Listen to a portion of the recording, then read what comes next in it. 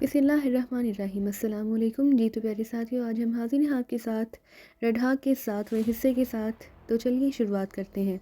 सफदर समझ गया कि उसे किसी रेत से बेहोश किया गया था और बेहोशी की हालत में उसे एटमी आबदोज़ में लाया गया था। चंद ही लम्हों बाद कैप्टन शील और तनवीर को भी होश आ गया। खुद को जकड़े हुए और एटमी आबदोज़ में देखकर उन्होंने होंठ भींच लिए। मैं इस आबदोज़ के करीब आया तो आबदोज़ से अचानक रोशनी की एक लहर से निकलकर मुझ पर पड़ी, जिससे मैं बेहोश हो गया। तनवीर ने उन्हें अपने बारे में बताते हुए कहा, हमारे साथ भी ऐसा ही हुआ। कैप्टन शील ने कहा, लेकिन ये हुआ कैसे? हमने टीएस डिवाइसेस ऑन कर रखी थी, फिर हमारे बारे में उन्हें कैसे मालूम हो गया? टीएस रेस की वजह से तो उन्हें हमें ना कोई राडार चेक कर सकता था, ना ही हम किसी स्क्रीन पर दिखाई दे सकते थे। तनवीर ने हैरान होते हुए कहा, ये जदीद दौर है प्यारे।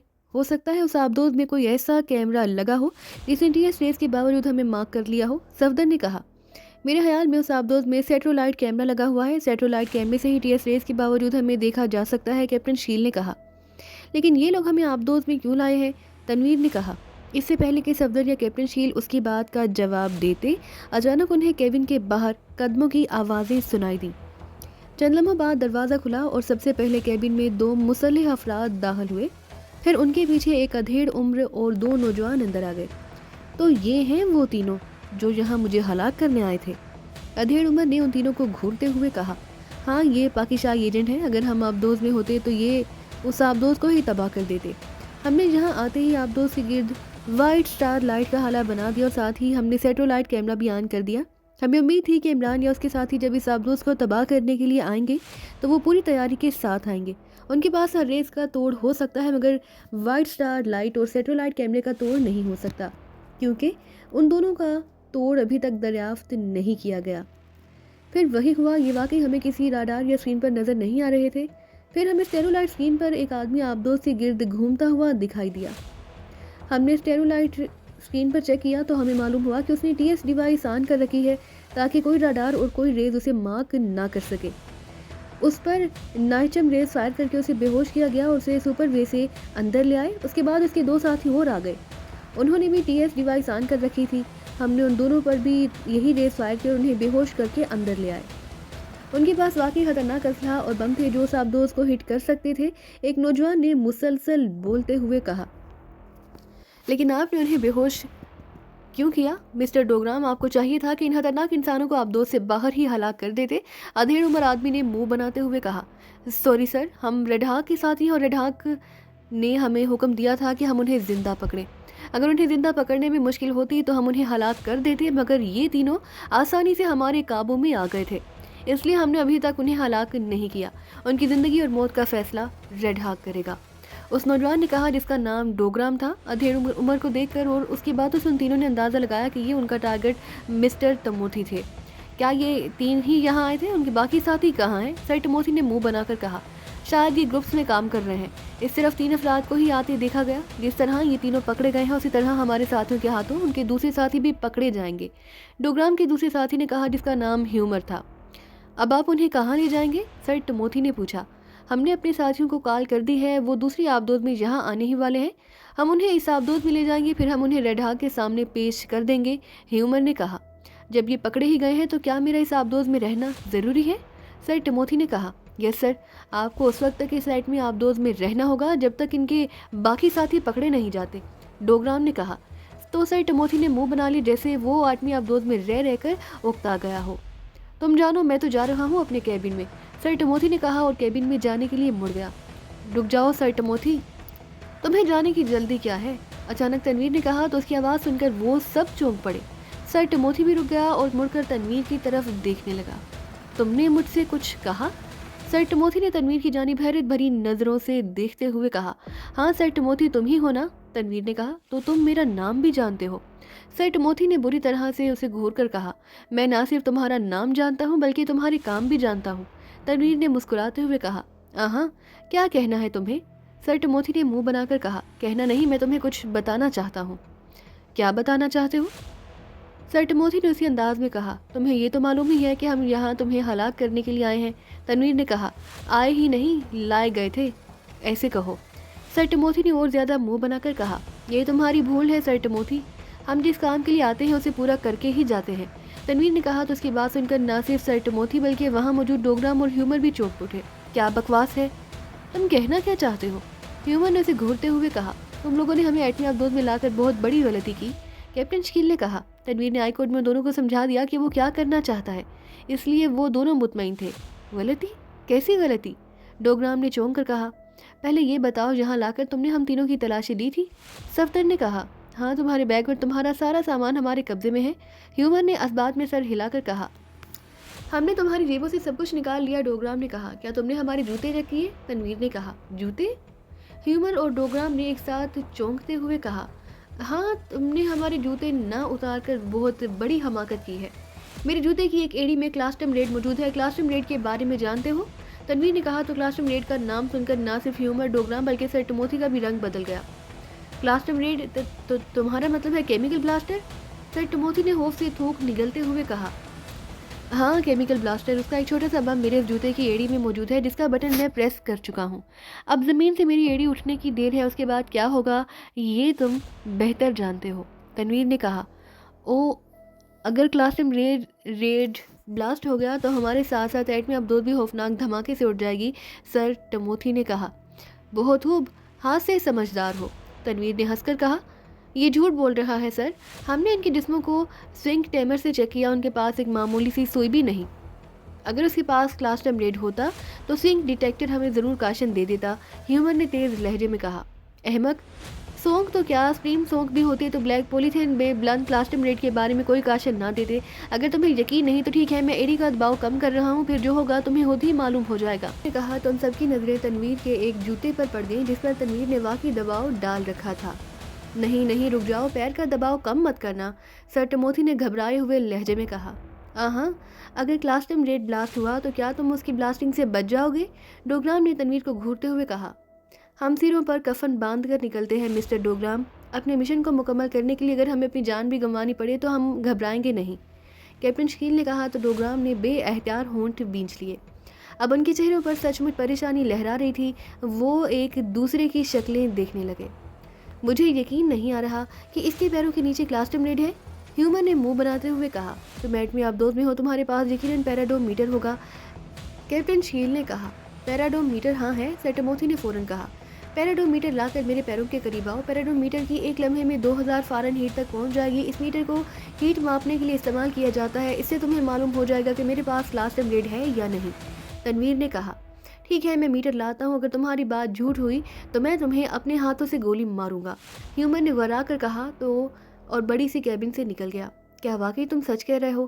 تمہارے جوتے میں کلاسٹم ریڈ ہے، ڈوگرام نے تنویر کو غور سے دیکھتے ہوئے کہا۔ مجھے جھوٹ بولنے کی کوئی ضرورت نہیں، تنویر نے منہ بنا کر کہا۔ وقت ضائع مت کرو، تم کلاسٹم ریڈ پر سے اپنا پیر ہٹا دو، ہم مرنے کے لیے تیار ہیں، مرتے مرتے سر ٹموتھی کو بھی لے ڈوبیں گے اور اس کے ساتھ ریڈ ہاک کے دونوں ساتھی، اور یہ ایٹمی آبدوز بھی تباہ ہو جائے گی۔ اسرائیل کو اس سے بڑا دھچکا اور کیا لگ سکتا ہے، صفدر نے تنویر سے مخاطب ہو کر کہا۔ نہیں مسٹر سعید، ابھی نہیں، میں ان سے ایک بات کرنا چاہتا ہوں، تنویر نے کہا۔ کیسی بات؟ صفدر نے چونک کر کہا۔ پہلے یہ چیک کر لیں کہ واقعی میرے پاس کلاسٹم ریڈ ہے یا نہیں، پھر میں ان سے ایک سودا کروں گا، تنویر نے کہا تو سودے کی بات سن کر وہ سب چونک پڑے۔ سودا؟ یہ تم کیا بک رہے ہو خالد؟ کیا یہاں تم یہودیوں سے سودا کرنے کے لیے آئے ہو؟ کیپٹن شکیل نے کہا۔ ایسا ہی سمجھ لو، تنویر نے کہا تو کیپٹن شکیل نے ہونٹ بھینچ لیے۔ کیا سودا کرنا چاہتے ہو تم ہم سے؟ سر ٹموتھی نے اس کی طرف غور سے دیکھتے ہوئے پوچھا۔ پہلے اپنے ساتھی کو تو آ لینے دو، جب پیراڈوم میٹر سے چیک ہو جائے گا کہ میرے پاس کلاسٹم ریڈ ہے یا نہیں پھر بات ہوگی، تنویر نے کہا۔ خالد، احمقانہ باتیں مت کرو، ہمارا مشن سر ٹموتھی کو ہلاک کرنے کا ہے، کلاسٹم ریڈ سے پاؤں ہٹاؤ، میں تمہیں حکم دیتا ہوں، صفدر نے کہا۔ سوری مسٹر سعید، میں اس وقت تمہاری کوئی بات نہیں سنوں گا، تنویر نے روکھے لہجے میں کہا۔ کیا تم ہمارے ساتھ اور اپنے وطن کے ساتھ غداری کرو گے؟ کیپٹن شکیل نے گھبرا کر کہا۔ وقت آنے پر تمہیں معلوم ہو جائے گا کہ میں غدار ہوں یا نہیں، تنویر نے مسکرا کر کہا تو صفدر اور کیپٹن شکیل نے ہونٹ بھینچ لیے۔ سر ٹموتھی، ڈوگرام اور دونوں مسلح افراد غور سے ان کی باتیں سن رہے تھے۔ چند لمحوں بعد ہیومر واپس آ گیا، اس کے پاس ایک بڑا سا مشین میٹر تھا، اس نے آگے بڑھ کر میٹر تنویر کے پیروں کے پاس رکھ دیا اور مشین کے مختلف بٹن پریس کرنے لگا۔ مشین پر ایک ڈائل سا بنا تھا اور وہاں ایک سوئی تھر تھرا رہی تھی، سوئی کے گرد 100 سے 2000 تک کے نمبر درج تھے۔ ہیومر نے میٹر کا سرخ بٹن دبایا تو اچانک سوئی جیسے اچھل کر 2000 کے ہندسے پر پہنچ گئی اور میٹر سے تیز سیٹی کی آواز سنائی دینے لگی۔ اس آواز کو سن کر وہ سب اچھل پڑے، سوئی کو 2000 کے ہندسے پر سے دیکھ کر ہیومر کی آنکھیں پھٹنے کے قریب ہو گئی۔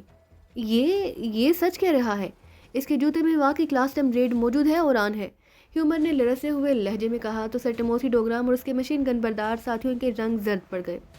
او my God mister Khalid, for God sake پاؤں کا دباؤ مت کم کرنا ورنہ ہم سب مار جائیں گے، سر ٹموتھی نے لرزتے ہوئے کہا۔ گھبراؤ نہیں، تمہاری طرح زندگی مجھے بھی پیاری ہے، تنویر نے مسکراتے ہوئے کہا۔ زندگی پیاری ہے تو تم نے پاؤں میں کلاس ٹائم ریڈ کیوں رکھا تھا؟ ڈوگرام نے غصیلے لہجے میں کہا۔ خالد، میں اب بھی کہہ رہا ہوں کلاس ٹائم ریڈ بلاسٹ کر دو ورنہ، صفدر نے گرا کر کہا۔ ورنہ کیا مسٹر تنویر؟ تنویر نے ہنس کر کہا جسے اس کا مذاق اڑانا چاہتا ہو۔ تم اس کی بات مت سنو، مجھ سے بات کرو، کیا سودا کرنا چاہتے ہو تم ہم سے؟ سر ٹموتھی نے آگے بڑھ کر تنویر سے مخاطب ہو کر کہا۔ اپنی اور تم سب کی زندگیوں کا سودا، تنویر نے کہا۔ کیا مطلب؟ ڈوگرام نے بھی آگے بڑھ کر کہا۔ مطلب یہ کہ میں اس کلاس ٹائم ریڈ کو آف کر سکتا ہوں، کلاس ٹائم ریڈ اگر آف ہو گیا تو میری زندگی بھی بچ جائے گی اور تم سب کی بھی، لیکن اس کے لیے تمہیں مجھے نہ صرف یہاں سے زندہ سلامت نکالنا ہوگا بلکہ مجھے کثیر رقم بھی دینی ہوگی، تنویر نے کہا۔ غدار، تم غدار ہو، صفدر نے چیختے ہوئے کہا۔ شٹ اپ، اگر اب ان میں سے کوئی بات کرے تو اسے گولی مار دینا، تنویر نے غصیلے لہجے میں کہا۔ ٹھیک ہے، ہم ان دونوں کو مار دیں گے، تم بتاؤ تم کتنی رقم لینا چاہتے ہو؟ سر ٹموتھی نے کہا۔ $50 لاکھ، ڈن، یہ رقم میں تمہیں اپنی طرف سے دوں گا، سر ٹموتھی نے کہا۔ گڈ، تو پھر مجھے ان راڈ سے آزاد کرو، سب سے پہلے میں اپنے ان 2 ساتھیوں کو اپنے ہاتھوں سے ہلاک کروں گا کیونکہ یہ مجھے یہاں زبردستی لے آئے تھے، میرا بس نہیں چلتا ورنہ میں ان دونوں کو کب کا ختم کر دیتا، تنویر نے کیپٹن شکیل اور صفدر کو ہونہار نظروں سے گھورتے ہوئے کہا۔ ہاں، غدار انسان، اگر تم نے ہمیں ہلاک کیا تو تم بھی نہیں بچ سکو گے، ہمارے ساتھی جلد یا بدی سر ٹموتھی تک پہنچ جائیں گے اور ان کے ساتھ ساتھ وہ تمہیں بھی ہلاک کر دیں گے، کیپٹن شکیل نے کہا۔ مجھ تک پہنچنا ان کے لیے آسان نہیں ہوگا، میں اپنے بچاؤ کے راستے جانتا ہوں، تنویر نے سر جھٹک کر کہا۔ مسٹر خالد، تم ان کی باتوں کو چھوڑو، کلاس ٹائم ریڈ آف کر دو، مجھے اس سے خوف محسوس ہو رہا ہے، سر ٹموتھی نے کہا۔ پہلے میرے راڈز ہٹاؤ، تنویر نے کہا۔ نہیں، پہلے تم کلاس ٹائم ریڈ آف کرو، ہیومر نے سخت لہجے میں کہا۔ سر ٹموتھی اسے سمجھاؤ، اگر میں نے پیر کا دباؤ ذرا بھی کم کیا تو تنویر نے جان بوجھ کر اپنا فکرہ دھورا چھوڑتے ہوئے کہا۔ او نہیں، اس کے راڈز ہٹاؤ، جلدی کرو، سر ٹموتھی نے بوکھلائے ہوئے لہجے میں کہا۔ مگر سر، ہیومر نے پریشان سے لہجے میں کہا۔ شٹ اپ، یو نانسنس، تم ریڈ ہاک کے ایجنٹ ہو مگر یہ مت بھولو کہ میری حیثیت کیا ہے، میں بلیک ڈک کا 3rd چیف ہوں، چیف یہاں صرف میرا حکم چلتا ہے، سمجھے تم؟ سر ٹموتھی نے حلق کے بل گراتے ہوئے کہا۔ ہاں ٹھیک ہے سر ٹموتھی، چیف نے ہمیں آپ کی ہر بات ماننے کا حکم دیا تھا، کھول دو ڈوگرام اسے، ہیومر نے پہلے سر ٹموتھی سے اور پھر اپنے ساتھی سے مخاطب ہو کر کہا۔ اس کی بات سن کر ہیومر سر ہلا کر تنویر کی کرسی کے عقب میں آ گیا، اس نے کرسی کے عقب میں لگا ہوا کوئی بٹن پریس کیا تو کٹاک کی آواز کے ساتھ تنویر کے راڈز کھلتے چلے گئے۔ جیسے ہی راڈز کھلے تنویر یکلخت کرسی سے اٹھ کھڑا ہوا، ساتھ ہی اس کی ٹانگ چلی اور اس کے سامنے موجود ہیومر بری طرح سے چیختا ہوا دور جا گرا۔ تنویر نے اس کے پیٹ میں ٹانگ ماری، ساتھ ہی وہ اچھل کر سر ٹموتھی پر آن پڑا، اس نے سر ٹموتھی کا ہاتھ پکڑ کر اسے تیزی سے گھمایا اور ایک ہاتھ اسی گردن میں ڈال کر اسے گھماتے ہوئے اس کی کمر اپنے سینے سے لگا لی۔ سیاہ پوش مسلح افراد نے شاید اس جگہ فائرنگ کی تھی جہاں ہوا تھا۔ فائرنگ کی آوازیں سن کر وہ تینوں فوراً جھاڑیوں میں گھس گئے۔ ہمیں یہاں سے فوراً نکلنا ہے، جلدی کرو، ہاور نے کہا تو ان سب نے اس بات میں سر ہلا دیے۔ یہ ان کی خوش قسمتی تھی کہ ان میں بھی دور دور تک کھیت پھیلے ہوئے تھے اور کھیتوں میں نرم گھاس اگی ہوئی تھی جس کی وجہ سے انہیں جھاڑیوں میں وہاں سے بھاگنے میں مدد مل رہی تھی۔ جا کہاں رہے ہیں؟ ابو قاسم نے پوچھا۔ پہاڑی کی طرف، نعمانی نے جواب دیا۔ ہم ان جھاڑیوں میں، ہمیں کیسے پتہ چلے گا کہ ہم صحیح سمت میں ہیں یا نہیں؟ ابو قاسم نے کہا۔ گھبراؤ نہیں، ہم تمہارے ساتھ ہیں، ہم تمہیں کسی غلط جگہ نہیں لے جائیں گے، ہاور نے ہنس کر کہا۔ میرا مطلب تھا کہ ہم ان جھاڑیوں کی وجہ سے کہیں راستہ نہ بھٹک جائیں، ابو قاسم نے کہا۔ نہیں بھٹکتے، ہم سیدھے جا رہے ہیں اور یہ راستہ سیدھا گاؤں کی طرف ہی جاتا ہے، ہاور نے کہا تو ابو قاسم نے اسبات میں سر ہلا دیے۔ جھاڑیوں میں چلتے ہوئے وہ کافی دور آ گئے اور پھر وہ ان جھاڑیوں سے باہر آ گئے۔ جیسے ہی وہ جھاڑیوں سے نکلے انہیں سامنے چند جیپیں دکھائی دی، ان جیپوں کے پاس نیلی وردیوں میں ملبوس مسلح افراد موجود تھے جن کی تعداد 20-25 کے قریب تھی۔ ان جیپوں اور مسلح افراد کو دیکھ کر وہ وہیں دبک گئے۔ دوسری طرف سے گھوم کر چلتے ہیں، اگر ہم ان کی نظروں میں آ گئے تو یہ فوراً ہم پر فائرنگ کھول دیں گے، ابو قاسم نے کہا۔ ہم جس طرف بھی جائیں گے یہ لوگ ہمیں اس طرح باہر نکال لیں گے، نعمانی نے کہا۔ تو کیا ہمیں ان سب کو ہلاک کرنا پڑے گا، ابو قاسم نے چونک کر کہا۔ اگر ہم نے یہاں فائرنگ کی تو ہر طرف سے مسلح افراد آن پڑیں گے، ہاور نے کہا۔ او تو پھر، ابو قاسم نے ہارن سیکڑ کر کہا۔ ہاور، تمہارے پاس ریڈ گن ہے، نعمانی نے ہاور سے پوچھا۔ ہاں، हावर ने कहा और उसने फ़ौरन کاندھے سے بیگ اتارا اور اس کی زپ کھولنے لگا۔ بیگ کھول کر اس نے بیگ میں سے ایک سرخ رنگ کی گن نکال لی۔ اس گن کا منہ پھومپو جیسا تھا اور اس گن پر ٹریگر کی جگہ پش بٹن لگا تھا۔ گن کے نچلے حصے میں شیشے کا میگزین تھا جس میں سرخ رنگ کے شیشے کی ہی گولیاں موجود تھی۔ گن زیادہ بڑی نہیں تھی۔ یہ کیسی گن ہے؟ ابو قاسم نے حیرانی سے اس گن کو دیکھتے ہوئے کہا۔ یہ گیس گن ہے۔ اس گن سے گولیاں نکل کر جب ان مسلح افراد کے قریب گر کر پھٹیں گی تو یہ فوراً بے ہوش ہو جائیں گے، ہاور نے کہا۔ او تو آپ ان سب کو بے ہوش کریں گے؟ ابو قاسم نے کہا۔ انہیں بے ہوش کر کے ہم یہیں چھپا دیں گے، پھر انہیں کے لباس پہن کر ان کی جیپ میں جہاں سے نکل جائیں گے، نعمانی نے کہا تو ابو قاسم نے سمجھ جانے والے انداز میں سر ہلا دیا۔ ہاور نے گن کا رخ مسلح افراد کی طرف کر کے گن کا بٹن 2 بار پش کیا تو شیشے کی 2 گولیاں یکے بعد دیگرے بغیر آواز کیے گن سے نکل کر ان مسلح افراد کے قریب جا گری۔ ہلکے ہلکے 2 دھماکے ہوئے اور انہوں نے مسلح افراد کو چونکتے اور پھر لہرا کر گرتے دیکھا۔ ہاور کے کہنے پر ان دونوں نے اپنے سانس روک لیے۔ کیا وہ سب بے ہوش ہو گئے ہیں؟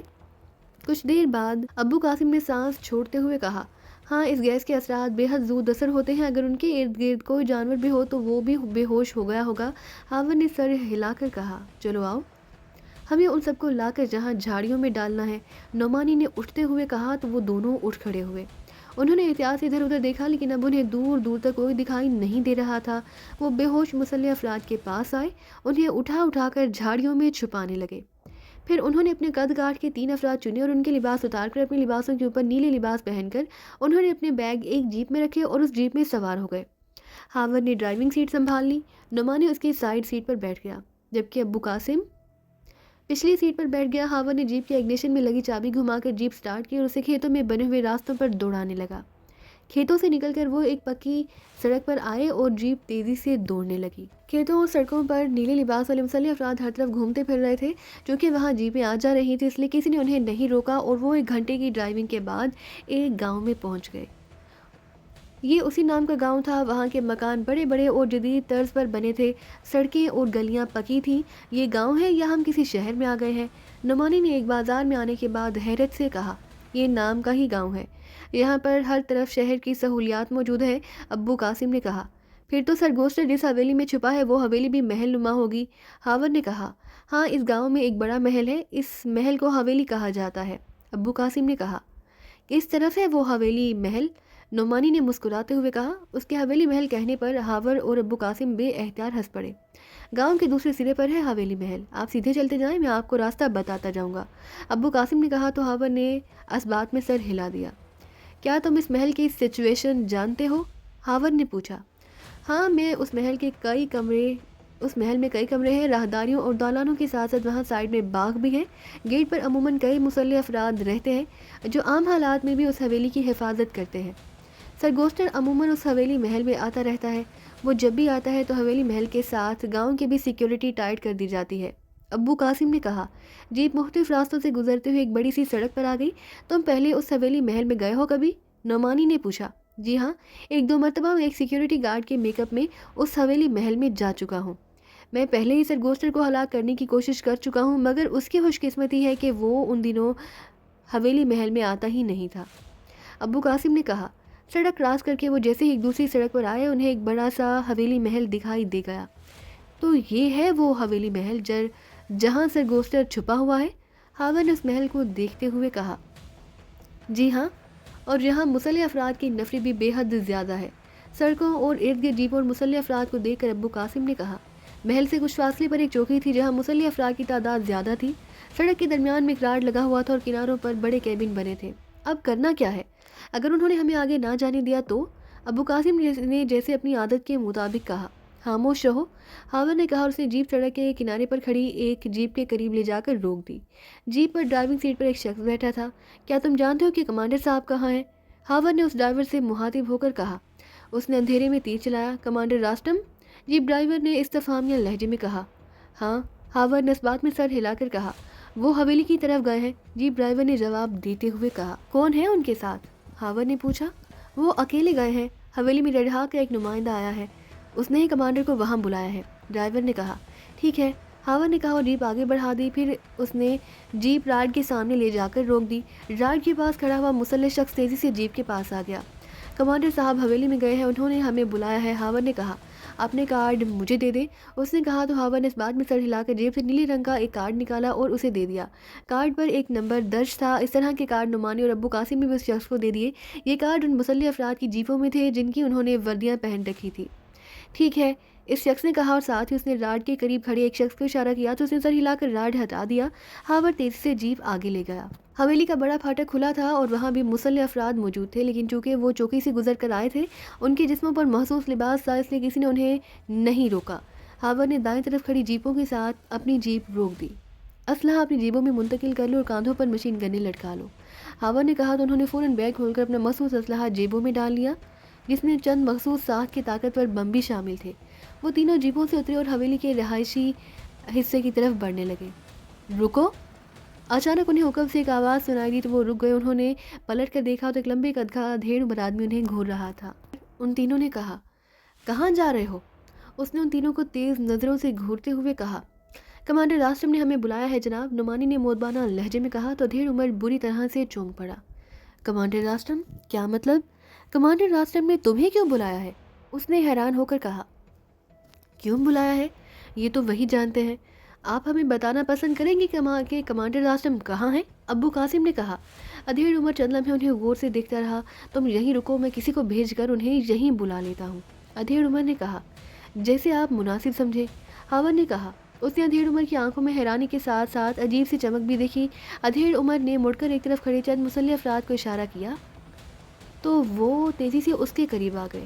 گڑبڑ ہو گئی ہے، ہاور نے گڑبڑاتے ہوئے کہا۔ اس کی بڑبڑاہٹ نعمانی اور ابو قاسم نے سن لی تھی۔ کیسی گڑبڑ؟ نعمانی نے کہا۔ مجھے لگ رہا ہے یہ کمانڈر راسٹم ہے، ہاور نے کہا تو ایک لمحے کے لیے ابو قاسم کا رنگ متغیر ہو گیا۔ ادھیڑ عمر نے نہایت آہستگی سے قریب آنے والے ساتھیوں سے کچھ کہا تو وہ سب چونک کر اور تیز نظروں سے انہیں دیکھنے لگے۔ تم ٹھیک کہہ رہے ہو، ان سب کے گھورنے کا انداز صاف بتا رہا ہے کہ یہی کمانڈر راسٹم ہے۔ ہوشیار ہو جاؤ، لگتا ہے ہمارے ایکشن کا وقت آ گیا ہے، نعمانی نے مسلح افراد کو گھورتے دیکھ کر کہا۔ اگر یہ کمانڈر راسٹم ہے تو اسے یرغمال بنا لیتے ہیں، اس کے ذریعے ہم سرگوسٹر کے پاس پہنچ جائیں گے، ابو قاسم نے کہا۔ نہیں، جو کرنا ہے ہمیں فوری کرنا ہے، ہاور نے کہا۔ ادھیڑ عمر نے جیسے ہی اپنے ساتھیوں کو ان کے بارے میں بتایا، انہوں نے فوراً اپنی گنیں سیدھی کر لی، لیکن اس سے پہلے کہ وہ کچھ کرتے، ہاور نے اچانک ان پر فائرنگ کر دی۔ تڑتڑاہٹ کی آواز کے ساتھ مشین گن سے گولیاں نکلی اور ادھیڑ عمر بری طرح سے چیختا ہوا وہیں گر گیا۔ یہ دیکھ کر نعمانی اور ابو قاسم نے بھی مشین گنوں کے ٹریگر دبا دیے۔ ماحول یکلہت مشین گنوں کی ریٹ اور انسانی چیخوں سے گونج اٹھا۔ ان کے سامنے 6 مسلح افراد تھے جو اب خون میں لت پت زمین پر گرے تڑپ رہے تھے۔ مشین گنوں کی فائرنگ اور انسانی چیخوں نے محل میں کہرام پہنچا دیا۔ گیٹ کے پاس کھڑے مسلح افراد نے ان کی طرف دوڑ کر فائرنگ شروع کر دی۔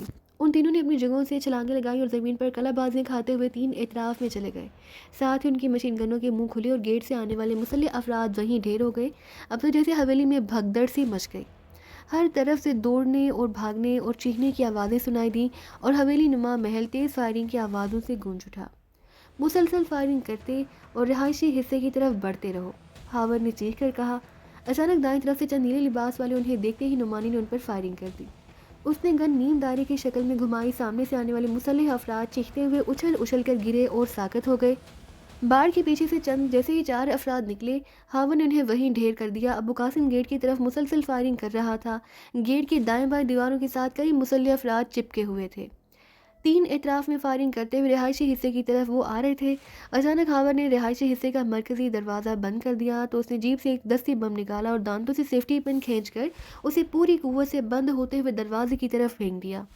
بم دروازے سے ٹکرا کر اندر چلا گیا۔ دوسرے لمحے ایک زوردار دھماکہ ہوا اور دروازے کے پرہچے اڑ گئے۔ اندر سے بے شمار چیخوں کی آوازیں سنائی دی۔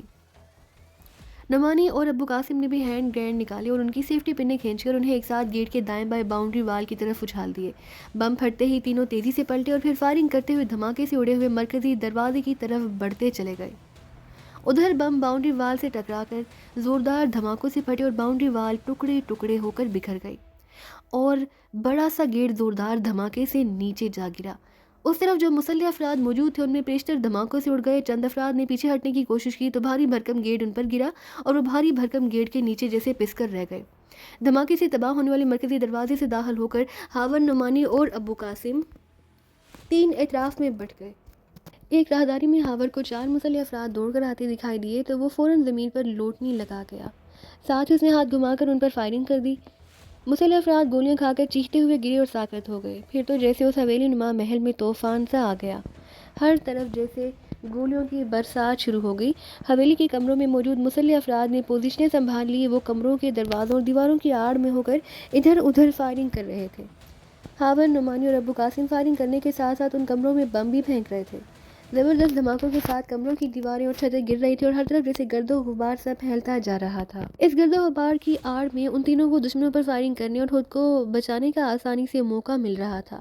اچانک ایک کمرے کا دروازہ کھلا اور کھلے ہوئے دروازے سے دو مسلح افراد نکل کر ہاور کے سامنے آئے اور انہوں نے باہر آتے ہی اچانک اس طرف فائرنگ کر دی جس طرف ہاور موجود تھا۔ یہ دیکھ کر ہاور نے اونچی چھلانگ لگائی۔ مسلح افراد کی چلائی ہوئی گولیاں اس کے پیروں کے نیچے سے نکلتی چلی گئیں۔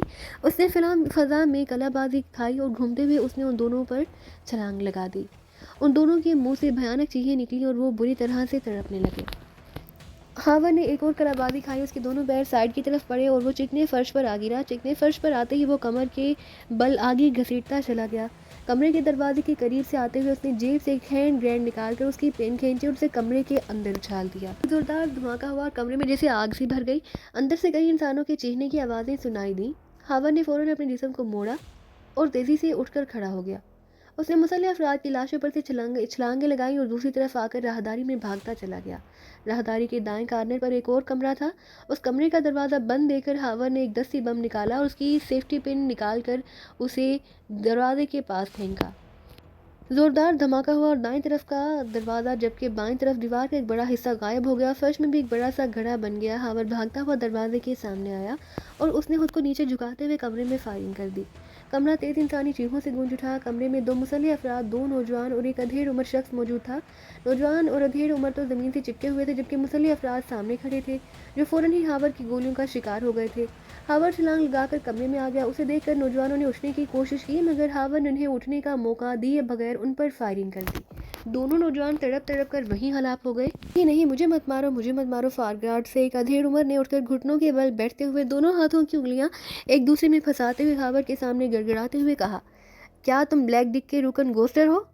ہاں، نہیں، میں گوسٹر نہیں، میں ادھیڑ عمر نے گڑبڑاتے ہوئے کہا۔ اس کا لہجہ سن کر ہاور سمجھ گیا کہ یہی سر گوسٹر ہے۔ اٹھو، اٹھ کر کھڑے ہو جاؤ جلدی، ہاور نے اس کے حکم میں آ کر گن اسی گردن سے لگاتے ہوئے کہا تو وہ لرزتا کامتا ہوا اٹھ کر کھڑا ہو گیا۔ مجھے مت مارنا پلیز، میں سر گوسٹر نہیں، میرا یقین کرو، میں سر گوسٹر نہیں ہوں، اس نے کانپتے ہوئے لہجے میں کہا۔ سچ بتاؤ گے تو میں تمہاری جان بخش دوں گا، ورنہ سچ؟ ٹھیک ہے، میں سر گوسٹر ہوں، میں ہی سر گوسٹر ہوں، ادھیڑ عمر نے کہا تو ہاور کے لبوں پر بے احتیاط مسکراہٹ پھیل گئی۔ گڈ، سچ بول کر تم نے میرے ہاتھوں واقعی اپنی جان بچا لی، ہاور نے کہا۔ شکریہ، بہت بہت شکریہ، سر گوسٹر نے روحان سے لہجے میں کہا۔ اسی لمحے باہر سے بے شمار دوڑتے قدموں کی آوازیں سنائی دی۔ دوسرے لمحے ہاور نے محسوس کیا جیسے کئی افراد سائیڈ کی دیواروں سے لگ گئے ہوں۔ ہاور نے فوراً سر گوسٹر کی گردن میں ہاتھ ڈالا اور گن اس کی کمر سے لگا دی۔ سر گوسٹر میرے قبضے میں ہے، خبردار اگر کسی نے فائرنگ کرنے کی کوشش کی تو میں اسے ہلاک کر دوں گا، ہاور نے چیختے ہوئے کہا۔ او سر گوسٹر، کیا یہ آدمی سچ کہہ رہا ہے؟ باہر سے ایک پریشان سی آواز سنائی دی۔ ہاں ہاں، یہ سچ کہہ رہا ہے، اس نے ریڈھا کے دونوں آدمیوں کو بھی مار دیا ہے، سر گوسٹر نے چیخ کر کہا۔ اس کے لہجے میں بدستور لرزش تھی۔ سر گوسٹر کی آواز سن کر باہر ایک لمحے کے لیے خاموشی چھا گئی۔ دیکھو، تم جو کوئی بھی ہو، سر گوسٹر کو چھوڑ کر خود کو ہمارے حوالے کر دو، تم اور تمہارے ساتھی یہاں سے زندہ بچ کر نہیں جا سکتے، باہر سے چیختے ہوئے لہجے میں کہا گیا۔ اسی لمحے راہداری میں تیز فائرنگ کی آواز گونجی اور ساتھ ہی کئی انسانی چیخوں کے ساتھ ان کے گرنے کی آوازیں بھی سنائی دی۔ ہاور، کہاں ہو تم؟ باہر سے اچانک نعمانی کی چیختی ہوئی آواز سنائی دی تو ہاور سمجھ گیا کہ باہر موجود افراد کو نعمانی نے ہلاک کر دیا ہے۔ میں اس کمرے میں ہوں، آ جاؤ، ہاور نے کہا تو تیز قدموں کی آواز سنائی دی اور نعمانی احتیاط سے قدم اٹھاتا ہوا اندر آ گیا۔ کیا یہ سر گوسٹر ہے؟ نعمانی نے کمرے میں آ کر ہاور کے ہاتھوں ادھیڑ عمر کو دیکھتے ہوئے کہا۔ ہاں، یہی ہے وہ، ہاور نے کہا۔ اسے لے کر یہاں سے نکل چلو، باہر ہر طرف مسلح افراد پھیل رہے ہیں، اگر ہم نے اسے ہلاک کر دیا تو وہ اس امانت کو میزائلوں سے اڑا دیں گے، نعمانی نے کہا۔ وہ ہلاک ہو، ابو قاسم کہاں ہے؟ ہاور نے پوچھا۔ وہ ہلاک ہو گیا ہے، میں نے اسے بے شمار گولیاں لگتے دیکھا، نعمانی نے کہا۔ او، یہ تو بہت برا ہوا، ہاور نے افسوس بھرے لہجے میں کہا۔ حق اور باطل کی جنگ میں یہ تو ہوتا ہی ہے، ابو قاسم نے غازیوں کے خلاف لڑتے ہوئے جان گنوائی اور ایسے ہلاک ہونے والوں کی شہادت پر افسوس نہیں کیا جاتا، نعمانی نے کہا۔ ٹھیک کہہ رہے ہو تم، ابو قاسم نے واقعی جام شہادت نوش کیا ہے، ہاور نے فوراً خود کو سنبھالتے ہوئے کہا۔ راہداری میں ایک بار پھر فائرنگ کے ساتھ دوڑتے قدموں کی آوازیں سنائی دینے لگی۔ گوسٹر، ان کو بتاؤ کہ تم ہمارے قبضے میں ہو، ان سے کہو کہ وہ اسلحہ پھینک کر پیچھے ہٹ جائیں ورنہ ہم تمہیں مار دیں گے۔ ہاور نے سر گوسٹر سے مخاطب ہو کر کہا تو گوسٹر نے چیخ چیخ کر باہر موجود مسلح افراد کو بتانا شروع کر دیا کہ وہ 2 افراد کے قبضے میں ہے۔ یہ کیا چاہتے ہیں سر؟ باہر سے کسی نے چیخ کر کہا۔ ہم سر گوسٹر کو لے کر یہاں سے نکلنا چاہتے ہیں، ہم جانتے ہیں کہ سر گوسٹر کی تم لوگوں کے لیے کیا اہمیت ہے، اگر تمہیں اس کی جان عزیز ہے تو ہمارے لیے راستہ صاف کر دو۔ ہمارے جسموں کے ساتھ طاقتور بم لگے ہیں جن کے ریموٹ ہمارے ہاتھوں میں ہیں، اگر ہم نے ان ریموٹس کے بٹن پریس کر دیے تو سر گوسٹر کے ساتھ اس عمارت کے بھی پرہچے اڑ جائیں گے اور تم سب بھی بے موت مارے جاؤ گے۔ ہاور نے جواباً چیخ کر کہا تو باہر چند لمحوں کے لیے خاموشی چھا گئی۔ ٹھیک ہے، ہم تمہارے لیے راستہ حالی کر رہے ہیں، باہر سے کہا گیا۔ پھر انہوں نے قدموں کی آوازیں سنی، وہ شاید باہر جا رہے تھے۔ دیکھو کہیں وہ ہمیں ڈاج تو نہیں دے رہے، ہاور نے کہا تو نعمانی فوراً دیوار سے جا لگا۔ چند لمحے وہ دیوار سے لگا باہر کی سنگن لیتا رہا، پھر اس نے احتیاط سے سر باہر نکال کر جھانکا مگر راہداری خالی تھی۔ نہیں، باہر کوئی نہیں، نعمانی نے کہا۔ گڈھاسے سمجھدار ہیں، ہاور نے کہا۔ پلیز چھوڑ دو، پلیز مجھے چھوڑ دو، سر گوسٹر نے لرزتے ہوئے لہجے میں کہا۔ سر گوسٹر، جہاں کوئی ہیلی کاپٹر موجود ہے؟ ہاور نے اس کی بات انسنی کرتے ہوئے کہا۔ ہیلی کاپٹر؟ ہاں، پائی باغ میں ایک ہیلی کاپٹر ہے، سر گوسٹر نے کہا۔ گڈ، چلو ہمیں اس ہیلی کاپٹر تک لے چلو، ہاور نے کہا تو سر گوسٹر نے قدم آگے بڑھا دیے۔ راہداری میں آ کر ہاور سر گوسٹر کو آگے چلنے کا کہنے لگا، جبکہ نعمانی دوسری طرف منہ کیے ان کے ساتھ الٹے قدموں چل رہا تھا۔ وہ مختلف راستوں سے ہوتے ہوئے عمارت سے باہر آئے تو باہر انہیں ہر طرف جیپیں اور جیپوں کے پیچھے چھپے ہوئے بے شمار افراد دکھائی دی جو مشین گنیں اور دوسرا اسلحہ سنبھالے پوزیشن لیے کھڑے تھے۔ ہیلی کاپٹر عمارت کے عقب میں ہے، سر گوسٹر نے کہا۔ دیوار کے ساتھ لگ کر چلو، اور سر گوسٹر، انہیں اپنی زبان میں ایک بار پھر سمجھا دو، ان کی کوئی بھی غلط حرکت تمہارے لیے نقصان دہ ثابت ہو سکتی ہے۔ ہاور نے پہلے نعمانی اور پھر گوسٹر سے مخاطب ہو کر کہا۔ نہیں نہیں، یہ کچھ نہیں کریں گے، خبردار کوئی فائرنگ نہ کرے، ان کے ساتھ اپنی مرضی سے جا رہا ہوں میں، پھر گوسٹر نے چیختے ہوئے کہا۔ ہاور اور نعمانی دیوار کے ساتھ لگ کر دائیں طرف چل رہے تھے۔ ہاور سر گوسٹر کو آگے رکھ کر اسے اپنے ساتھ گھسیٹ رہا تھا اور سامنے موجود مسلح افراد ان کی طرف بے بسی سے دیکھ رہے تھے۔ دائیں طرف مڑ کر نعمانی ہاور کے بائیں طرف آ گیا تاکہ وہ ان مسلح افراد پر نظر رکھ سکے۔ اس طرح وہ احتیاط سے چلتے ہوئے عمارت کے پچھلے حصے میں آگے جہاں ایک باغ نما کٹے پر ہیلی پیڈ بنا ہوا تھا۔ وہاں ایک عام سا ہیلی کاپٹر موجود تھا۔ ہیلی کاپٹر کے قریب چند مسلح افراد کھڑے تھے۔ ہاور نے انہیں سر گوسٹر کو ہلاک کرنے کی دھمکی دی تو وہ ہیلی کاپٹر سے پیچھے ہٹ گئے۔ نعمانی، ہیلی کاپٹر کو چیک کرو، ہاور نے کہا تو نعمانی سر ہلا کر بھاگتا ہوا ہیلی کاپٹر کے پاس چلا گیا۔ انہوں نے ہیلی کاپٹر کا دروازہ کھولا اور اندر چلا گیا۔ چند لمحوں بعد وہ پائلٹ سیٹ پر بیٹھا نظر آیا۔ پائلٹ سیٹ پر جا کر اس نے ہیلی کاپٹر کی مشینری آن کی اور دوسرے لمحے ہیلی کاپٹر کے پر گردش کرنے لگے۔ آؤ، ہاور نے سر گوسٹر کو گھسیٹتے ہوئے کہا تو سر گوسٹر نہ چاہتے ہوئے بھی اس کے ساتھ چلنے لگا۔ مسلح افراد ہیلی کاپٹر سے دور کھڑے تھے، ان کے چہروں پر شدید غم و غصہ نظر آ رہا تھا مگر وہ سر گوسٹر کی وجہ سے مجبور تھے۔ ہاور نے ہیلی کاپٹر کا دروازہ کھولا اور اس نے پہلے سر گوسٹر کو اندر جانے کے لیے کہا۔ سر گوسٹر ہیلی کاپٹر پر چڑھا تو ہاور اس کے پیچھے اندر آ گیا اور اس نے دروازہ بند کر دیا۔ نعمانی نے ہیلی کاپٹر کا کنٹرول سنبھال لیا۔ ہیلی کاپٹر کے پر تیزی سے گردش کر رہے تھے۔ جیسے ہی ہاور سر گوسٹر کو لے کر ہیلی کاپٹر میں آیا، نعمانی نے ہیلی کاپٹر اوپر اٹھانا شروع کر دیا۔ ہیلی کاپٹر کی آواز سن کر دوسری طرف موجود تمام مسلح افراد بھاگتے ہوئے آ گئے اور حسرت بھری نظروں سے ہیلی کاپٹر کو بلند ہوتا ہوا دیکھ رہے تھے۔ یہ لوگ بھی یاد رکھیں گے کہ 3 افراد نے ان پر کیسی قیامت توڑی، اور اس قدر فورس ہونے کے باوجود 2 افراد سر گوسٹر کو لے کر باہر نکل رہے ہیں، ہاور نے سر ہنستے ہوئے کہا تو نعمانی نے اس بات میں سر ہلا دی، جبکہ اس کی بات سن کر سر گوسٹر نے ہونٹ بھینچ لیے۔ مجھے یقین ہے جب تک یہ ہمارے قبضے میں ہے کوئی ہمارے پیچھے نہیں آئے گا، نعمانی نے کہا۔ ہونا تو یہی چاہیے، بہرحال اگر کسی نے ہمارے پیچھے آنے کی کوشش کی تو ان کی بدقسمتی ہوگی، ہاور نے کہا تو نعمانی بے احتیاط مسکرا دیا۔ وہ ہیلی کاپٹر کو بلندی پر لایا، پھر اس نے ہیلی کاپٹر اور مشرق کی طرف اڑاتا لے گیا۔ بیرک کے دروازے کھلنے کی آواز سن کر جولیا کراسٹی اور سالیہ چونک پڑی۔ وہ پچھلے 2 گھنٹوں سے اس بیرک میں بند تھی۔ بیرک کوٹری نما تھی، اگر چھت کے پاس روشن دان نہ ہوتا تو وہاں تاریکی کے سوا کچھ نہ ہوتا۔ اس بیرک میں کوئی سامان موجود نہیں تھا، شاید اس بیرکوں کو قیدیوں کو رکھنے کے لیے استعمال میں لایا جاتا تھا۔ ان 2 گھنٹوں میں ان کے پاس کوئی نہیں آیا۔ ان تینوں کے ہاتھ ہتھکڑیوں سے پیچھے کی جانب بندھے تھے۔ انہیں وہاں کرنل ڈاؤچ کا انتظار تھا تاکہ وہ ان کے سامنے آئے اور وہ کسی طرح اسے یرغمال بنا کر لیبارٹری تک لے جائیں، مگر یوں لگتا تھا جیسے وہ لوگ ان تینوں کو وہاں قید کر کے بھول گئے ہیں۔ وہ وہیں دیوار سے ٹیک لگائے فرش پر بیٹھی تھی۔ پھر 2 گھنٹوں بعد انہوں نے بیری کا دروازہ کھلنے کی آواز سنی تو وہ چوکنی ہو گئی۔ دروازہ کھلا اور انہیں باہر بے شمار مسلح افراد دکھائی دیے۔ تم تینوں، ایک ایک کر کے بیرک سے باہر آ جاؤ۔ باہر سے کسی نے چیخ کر کہا تو انہوں نے ایک دوسرے کی طرف دیکھا اور اٹھ کھڑی ہوئی۔ وقت آنے پر ہم آسانی سے ہتھکڑیوں سے ہاتھ باہر نکال سکتی ہیں، یاد رہے ہمیں ہر کام سچویشن کے مطابق کرنا ہے، جولیا نے سب سے مخاطب ہو کر کہا۔ بے فکر رہو، سالیہ نے کہا۔ جولیا آگے بڑھی اور بیرک سے باہر آ گئی۔ سامنے چند فوجی مشین گنے لیے قطار میں کھڑے تھے۔ ان کے قریب ایک بھاری تنو توش والا دھیڑ عمر موجود تھا۔ اس کے چہرے پر بے پناہ کرختگی تھی اور اس کی آنکھیں اس قدر سرخ تھی جیسے اس نے بے تحاشا شراب پی رکھی ہو، یا اس کے جسم کا اس کی آنکھوں میں غصہ اس کی آنکھوں میں سمٹ آیا ہو۔ ادھیڑ عمر کی وردی اور کاندھوں پر لگے سٹارز دیکھ کر جولیا سمجھ گئی کہ یہ کرنل ڈاؤچ ہی ہے۔ اس کے دائیں طرف ایک خوش شکل نوجوان اور بائیں طرف ایک خوبصورت لڑکی کھڑی تھی۔ وہ انہیں گہری نظروں سے دیکھ رہے تھے۔ جولیا کے پیچھے سالیہ اور کراسٹی بیرک سے نکل آئیں۔ 4 قدم آگے آ کر لائن میں کھڑی ہو جاؤ، کرنل ڈاؤچ نے ان سے مخاطب ہو کر کہا تو وہ تینوں آگے بڑھیں۔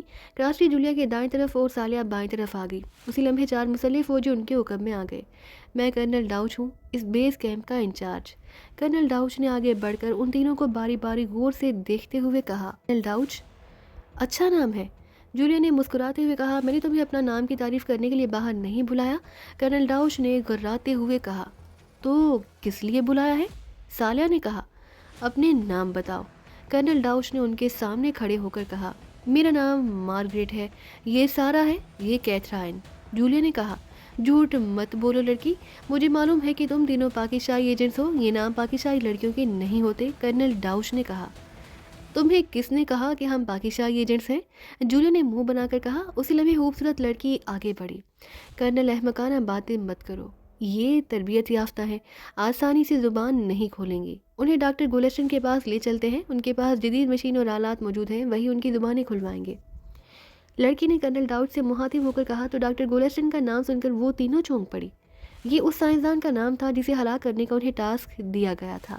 آپ کا مطلب ہے کہ ہم انہیں لیبارٹری میں لے جائیں؟ کرنل ڈاؤچ نے چونک کر کہا۔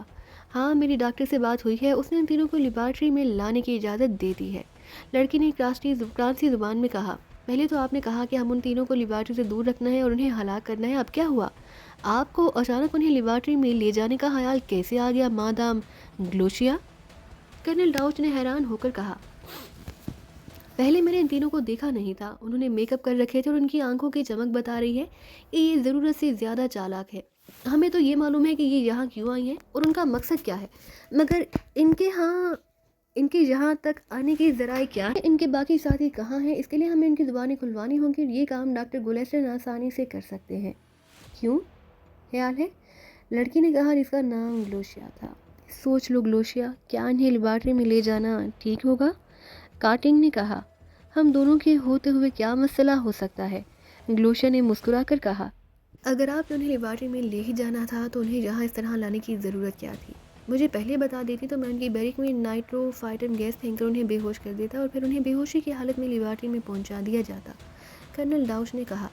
وہ تینوں مسلسل فرانسی زبان میں باتیں کر رہے تھے۔ ان کا خیال تھا کہ یہ لڑکیاں فرانسی زبان سے نابلد ہوں گی، مگر وہ تینوں ان کی باتوں کو بخوبی سمجھ رہی تھی۔ تم ان سے ضرورت سے زیادہ ڈر رہے ہو کرنل ڈاؤچ، گلوشیا نے کرنل ڈاؤچ کو گھورتے ہوئے کہا۔ یہ بے حد خطرناک لڑکیاں ہیں مادام، آپ نے دیکھا نہیں ان تینوں نے یہاں کس قدر تباہی پھیلائی ہے؟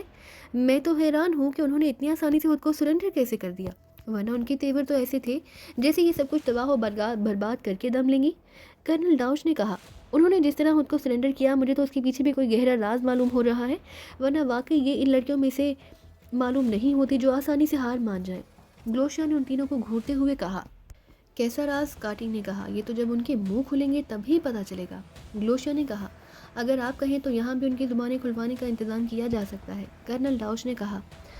تم ان پر 3rd ڈگری استعمال کرو گے، گلوشیا نے کہا۔ یس مادام، میں 3rd ڈگری سے تو بڑے بڑے سرماؤں کی زبانیں کھل جاتی ہیں، یہ تو کچھ بھی نہیں، کرنل ڈاؤچ نے فاہرانہ لہجے میں کہا۔ یہ تمہاری غلط فہمی ہے کرنل، میں نے تمہیں بتایا ہے نا کہ یہ تربیت یافتہ ایجنٹ ہے اور پھر ان کا تعلق پاکستان سیکرٹ سروس سے ہے۔ اب تک ان کے ذہنوں کی اسٹار 2 مشین سے اسکیننگ نہیں کی گئی، ہم ان سے کچھ معلوم نہیں کر سکیں گے، گلوشیا نے کہا۔ اوکے، میں ڈاکٹر گولسٹن سے بات کرتا ہوں، اگر انہوں نے اجازت دے دی تو ہم انہیں اسپیشل وے سے لیبارٹری میں لے جائیں گے، کرنل ڈاؤچ نے کندھے اچکاتے ہوئے کہا۔ جاؤ، مگر جانے سے پہلے انہیں واپس بیرک میں ڈال دو اور بیرک میں نائٹرو فائٹن گیس چھوڑ کر انہیں بے ہوش کر دو، ہم انہیں بے ہوشی کی حالت میں لیبارٹری میں لے جائیں گے، گلوشیا نے کہا۔ یہ مناسب رہے گا، کرنل ڈاؤچ نے سر ہلا کر کہا اور اپنے ساتھیوں کو ہدایات دینے لگا۔ چلو یہ تینوں واپس بیرک میں جاؤ، کرنل ڈاؤچ نے ان تینوں سے مخاطب ہو کر کہا۔ اگر ہمیں واپس بیرک میں بھیجنا تھا تو باہر کیوں بلایا تھا؟ जूलिया ने जानबूझकर मुंह बनाते हुए कहा। उसने ये बात इसलिए की ताकि वो उन्हें बावर करा सके कि वो फ्रांसीसी जुबान नहीं जानते। बको मत, जो कह रहा हूँ वो करो, कर्नल डाउच ने गराते हुए कहा। तो वो तीनों बुरे बुरे मुंह बनाते हुए पलटी और बैरिक में चली गई। जैसे ही वो बैरिक में आई, उनके हुक्म में दरवाज़ा बंद हो गया। ये हमारी खुशकिस्मती है कि ये लोग हमें खुद ही लेबॉर्ट्री में ले जा रहे हैं। अब हमें जो करना है लेबॉर्ट्री में जाकर करना है।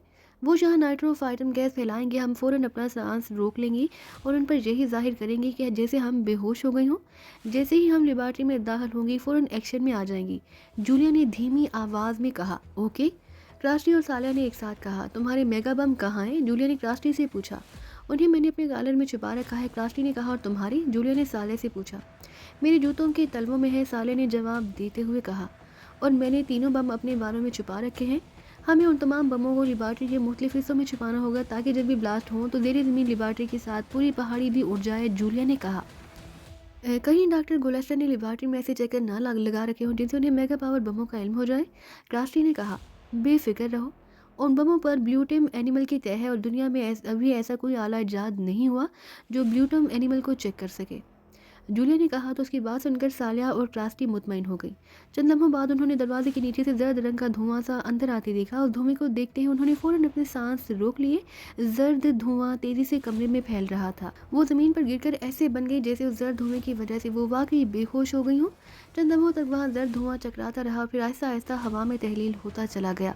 उन तीनों ने इस वक्त तक सांस रोके रखे जब तक धुआं वहाँ से पूरी तरह गायब न हो गया।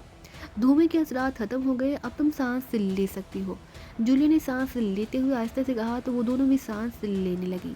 वाकई वहाँ से फौरन ही गैस के असरात खत्म हो गए। चंद लम्हों बाद उन्होंने एक बार फिर बैरिक का दरवाज़ा खुलने की आवाज़ें सुनी तो उन्होंने फौरन आंखें मूंद ली। बैरिक में 3 अफराद दाखिल हुए और वो गन्ने लेकर एहतियात से उनकी तरफ बढ़ने लगे। उन्होंने उन तीनों को गौर से देखना शुरू कर दिया। ये तीनों तो मुकम्मल तौर पर बेहोश हो चुकी हैं सर, उनमें से एक ने ऊंची आवाज़ में कहा। ठीक है, उन्हें उठाकर बाहर ले आओ। बाहर से कर्नल डाउश की आवाज़ सुनाई दी तो उन फौजियों ने हाथों में पकड़ी हुई मशीन गन्ने अपने कांधों से लटकाई और एक एक करके उन्हें उठाकर कांधों पर लाद ली और उन्हें लिए बैरिक से बाहर निकलाए। बाहर मादाम ग्लोशिया, कार्टिंग और कर्नल डाउच मौजूद थे। इन तीनों के हाथों में बदस्तूर हथकड़ियाँ थीं। चलो, कर्नल डाउच ने कहा। तो मादाम ग्लोशिया और कार्टिंग उसके साथ चलने लगे और फौजी उन तीनों को लेकर उनके पीछे चलने लगे। उनका रुख उस चमकदार पहाड़ी की तरफ था जो उनसे ज़्यादा फासले पर नहीं थी। कर्नल डाउच, मादाम ग्लोशिया और कार्टिंग पहाड़ के पास जाकर खड़े हो गए। हम लड़कियों को ले आए हैं जनाब, कर्नल डाउच ने पहाड़ी की तरफ देखते हुए ऊंची आवाज़ में कहा। तो उसी लम्हे अचानक पहाड़ी के एक हिस्से में एक बड़ा सा सुराख बन गया। सुराख में एक सुरंग थी जो अमूदी अंदाज में नीचे जा रही थी। सुरंग खुलते ही वो तीनों सुरंग नुमा रास्ते में दाखिल हो गई। उनके पीछे फौजी जूलिया, सालिया और क्रास्टी को लेकर सुरंग में दाखिल हुए तो उनके पीछे सुरंग का रास्ता खुद ब खुद बंद हो गया। सुरंग में दीवारों के साथ रंग बिरंगे बल्ब जल बुझ रहे थे। सुरंग की दीवारें, छत और फर्श फौलाद का बना था। लिबर्टी में दाखिल होने का यही एक रास्ता है मादाम। अगर ये तीनों लड़कियां उस रास्ते में आ भी जाती तो डॉक्टर गोलेस्टन की नज़रों से छुप नहीं सकती थी। डॉक्टर गोलेस्टन उन्हें यहीं कैद कर लेते, फिर वो यहाँ हर तरफ डेड पावर फैला देते जिससे उस सुरंग का दर्जा हरारत 1000 फ़ारेनहीट तक पहुँच जाता, जिसकी वजह से उन लड़कियों के जिस्म एक लम्हे में राख का ढेर बन जाते। डाउच ने मादाम ग्लोशिया को बताते हुए कहा। मैं जानती हूँ, ग्लोशिया ने कहा। वो सब आहिस्ता आहिस्ता नीचे जा रहे थे। चंद लम्हों बाद उनके सामने एक संगी दीवार आ गई। वो सब उस दीवार के पास आकर रुक गए। उस लम्हे छत से नीले रंग की रोशनी की फवार से निकली और उन सब पर पड़ने लगी। जूलिया और उसके साथी समझ गई कि उनकी चेकिंग की जा रही है कि उनके पास कोई ब्लास्टिंग मवाद तो नहीं। चंद लम्हों तक उन पर रोशनी पड़ती रही, फिर रोशनी खत्म हो गई। उसके साथ ही अचानक सामने मौजूद संगीत दीवार 2 हिस्सों में तकसीम होकर दाएं बाएं दीवारों में घुसती चली गई। दूसरी तरफ एक बहुत बड़ा हालनुमा कमरा था। वहाँ जनरेटर और बड़ी बड़ी मशीनें चलने की तेज़ आवाज़ें सुनाई दे रही थी। जूलिया ने नीमवा आंखों से देखा। लेबॉर्ट्री जदीद सामान से आरास्ता थी। वहाँ बड़ी बड़ी मशीनें लगी थी और हर तरफ तेज़ रोशनी फैली हुई थी। इस हालनुमा कमरे से गुजरकर वो एक राहदारी में आई और फिर उन तीनों को लिए हुए वो एक बड़े से कमरे में आ गए। उन्हें इन कुर्सियों पर डाल दो, मादाम ग्लोशिया ने कहा। तो फौजियों ने आगे बढ़कर उन्हें वहाँ मौजूद कुर्सियों पर डाल दिया। उसी लम्हे कमरे में एक बूढ़ा आदमी दाखिल हुआ। उसने सफ़ेद रंग का एप्रन पहन रखा था। तो ये हैं वो ख़तरनाक लड़कियाँ, बूढ़े ने आगे बढ़कर उन तीनों को देखते हुए कहा। यस डॉक्टर, मादाम ग्लोशिया ने कहा। इनकी हथकड़ियाँ खोलकर उन्हें कुर्सियों पर सीधा कर दो। ये ज़रा ड्रार्स वाली कुर्सियाँ हैं। ड्रार्स में जकड़ कर मैं उनकी यही दिमागी स्कैनिंग करूँगा, डॉक्टर ने कहा। दो इनकी हथकड़ियाँ, कर्नल डाउच ने कहा। तो फौजी आगे बढ़े और उन्होंने उन तीनों की हथकड़ियाँ खोलना शुरू कर दी। हथकड़ियों के क्लिप کھول کر فوجی جیسے ہی سیدھے ہوئے، جولیا، کراسٹی اور سالیہ نے یکدم آنکھیں کھول دی۔ انہوں نے اس طرح آنکھیں کھولتے دیکھ کر فوجی بوکھلا گئے۔ انہوں نے فوراً کاندھوں سے مشین گنیں اتار لی، مگر اب بھلا وہ تینوں انہیں موقع کیسے دے سکتی تھی؟ وہ ایک ساتھ ان فوجیوں پر جھپٹے اور دوسرے لمحے بری طرح سے وہ فوجی دور جا گرے۔ ان تینوں نے فوجیوں کی مشین گنیں پکڑ کر ٹانگیں مار کر انہیں دور اچھال دیا۔ فوجیوں کو اس طرح گرتے دیکھ کر کرنل ڈاؤچ، کارٹنگ اور گلوشیا بری طرح سے چل پڑی۔ ان کی توجہ چونکہ ڈاکٹر کی طرف تھی جو ایک دیوار کی طرف بڑھ رہا تھا، اس لیے وہ جولیا، کراسٹی، سالیہ کو فوجیوں پر حملہ کرتے اور ان سے گنیں چھینتے نہ دیکھ سکی۔ اس سے پہلے کہ فوجی اٹھتے، جولیا نے ان پر فائرنگ کر دی۔ فوجی بری طرح سے تڑپنے لگے اور ساکت ہو گئے۔ کراسٹی نے گنوں کا رخ مادام گلوشیا، کارٹنگ اور کرنل ڈاؤچ کی طرف کیا اور جو ان کی طرف آنکھیں پھاڑ پھاڑ کر دیکھ رہے تھے۔ یہ کیسے ہو سکتا ہے؟ یہ ہوش میں کیسے آ گئیں؟ انہیں تو گیس سے بے ہوش کیا تھا۔ کرنل ڈاؤچ نے بوکھلاتے ہوئے کہا، انہیں ہلاک کرو اور ڈاکٹر کو پکڑو، وہ بھاگ رہا ہے۔ جولیا نے چیخ کر کہا۔ وہیں واقعی دیوار کی طرف جانے والے ڈاکٹر نے تیزی سے دروازے کی طرف بھاگنا شروع کر دیا، لیکن اس سے پہلے کہ وہ دروازے تک پہنچتا، کراسٹی نے اس کے پیروں پر فائرنگ کر دی۔ ڈاکٹر کے حلق سے ایک زوردار چیخ نکلی اور وہ اچھل کر گرا اور بری طرح سے تڑپنے لگا۔ ادھر کرنل ڈاؤچ، مادام گلوشیا اور کارٹنگ نے اچھل کر جولیا اور سالیہ پر حملہ کرنا چاہا، مگر ان دونوں نے یکلخت ان پر فائر کھول دیا۔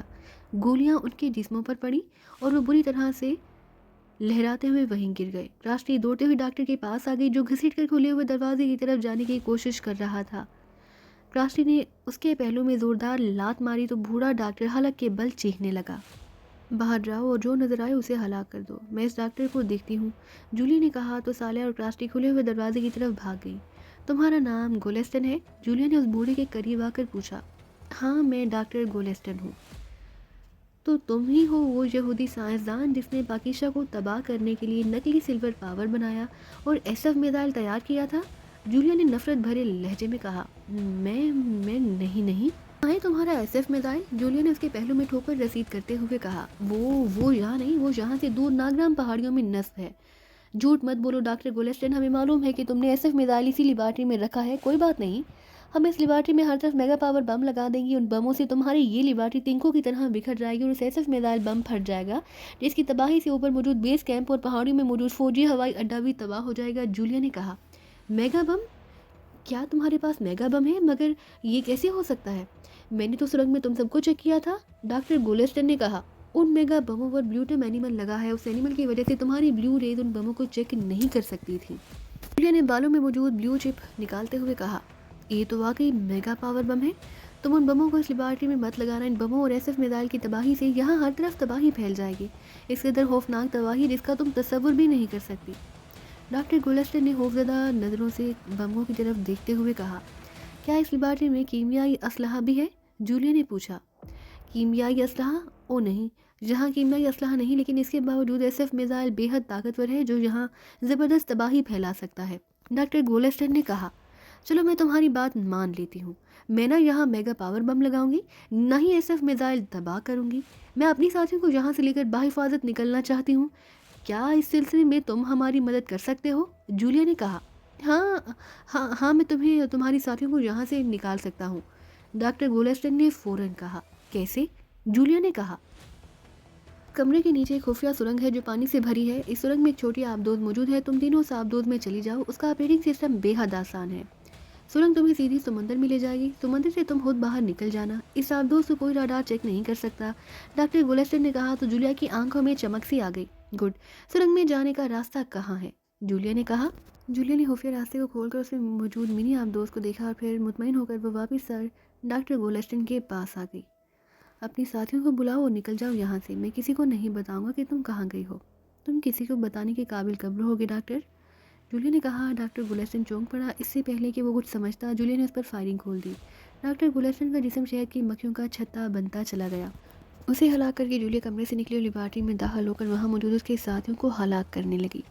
اس نے اور اس کے ساتھیوں نے لیبارٹری کے ہر حصے میں چپ بم لگا دیا، ان چپ بموں کو انگوٹھے سے پریس کیا جاتا تو ٹھیک 1 گھنٹے بعد بہت بلاسٹ ہو جاتے۔ مان کر کے جولیا انہیں لیے واپس کمرے میں آ گئی، اس نے خفیہ راستہ کھولا، پھر وہ تینوں منی آبدوز میں سوار ہو کر وہاں سے نکلتی چلی گئی۔ کمرے کا دروازہ کھلا اور سرڈوگان واش روم میں آ گیا، وہ کسی دوسرے خیالوں میں کھویا تھا، یہی وجہ تھی کہ وہ فرش پر پڑے ہوئے مدھم سے سیاہ گول نشان کو نہ دیکھ سکا۔ اس نے قدم آگے بڑھایا اور چلتا ہوا عین اس گول نشان پر آ گیا۔ जैसे उसके कदम गोल निशान पर पड़े, अचानक उसके पैरों के नीचे से ज़मीन खिसक गई। मिसेज़ अल्बर्ट के वाशरूम में हल्के से धमाके के साथ एक तेज़ चीख की आवाज़ सुनाई दी तो सिद्दीकी और चौहान एक साथ वाशरूम की तरफ झपटे। उन्होंने देखा कि सरडोगान वाशरूम में बिछे हुए गद्दे पर पड़ा था। उसे देखकर उन दोनों की आंखों में तेज़ चमक उभरी। वो तेज़ी से वाशरूम में दाखिल हुए और उन्होंने सरडोगान को पकड़ लिया। ये क्या है? कौन हो तुम? और मैं कहाँ आ गया हूँ? सरडोगान ने हैरत और परेशानी से चीखते हुए कहा। उसे बाहर ले चलो, सिद्दीकी ने कहा तो चौहान उसे घसीटता हुआ वाशरूम से बाहर ले आया।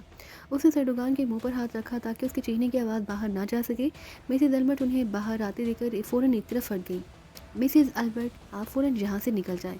बाहर मुसल्लह अफराद को अगर वाशरूम में बने हुए होल का पता चल गया तो उन्हें जहाँ आने में एक लम्हे की भी देर नहीं लगेगी। ये कमर्शियल प्लाजा है, हम यहाँ बिला वजह खून खराबा नहीं चाहते।